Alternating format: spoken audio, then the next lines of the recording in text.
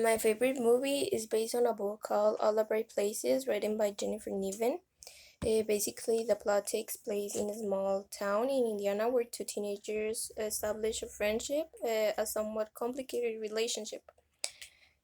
These two high school seniors know each other by name but have never had the opportunity to be friends until they are assigned a project in school. It is important to know the context of the emotional, rather personal situation of both Violet and Finch to empathize with them and understand how it is that through the film they are forming this friendly slash relationship. First of all, we have Violet. She has been suffer a great loss. Her sister died in a car accident a year ago, so she was no longer the same. Violet hasn't felt like herself. She doesn't like her old friends, her old hobbies, or her old face. Nothing. No one, mostly especially herself.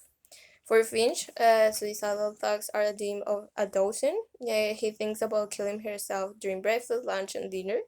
He even writes fun facts about other people's suicides in his journal. Um, we know this character who may not be going through the worst time, but mentally Finch was struggling with undiagnostic bipolar disorder. Mm, they have their first interaction when Finch goes jogging at dawn and finds Violet on the bridge where her sister died. He tries to persuade her not to commit suicide, but Violet is mocking as if she weren't suffering.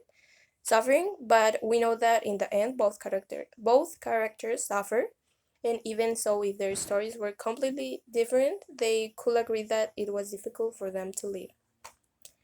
The film takes place in how Finch gives everything of himself so that Violet desire to live born again, to enjoy, maybe not to be the same again, but the best version she could and be happy with that.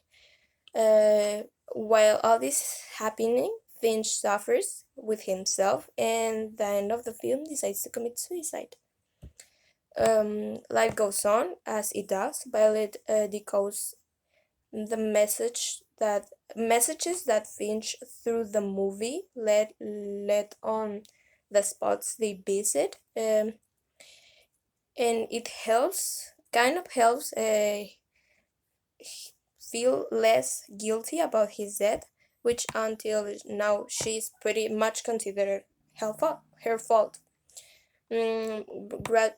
Violet graduates and continues to work on her stuff, even though she's super sad about Finch and her sister and life in general. It's going to be a while before she feels happy again. Still, by the time the book ends, we have the feeling everything's gonna be all right. Some may say it's very difficult to empathize with both characters, but I think it's more about appreciating their narrative of two people who don't do nothing but suffer.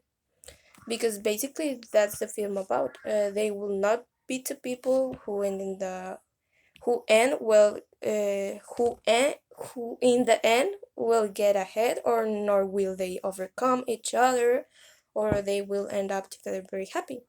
There's no reason to stigmatize a happy ending where there are stories that just don't have it. I think All the Bright Places is a really good book, a really good movie that shows a little bit of the reality that is not being well with yourself.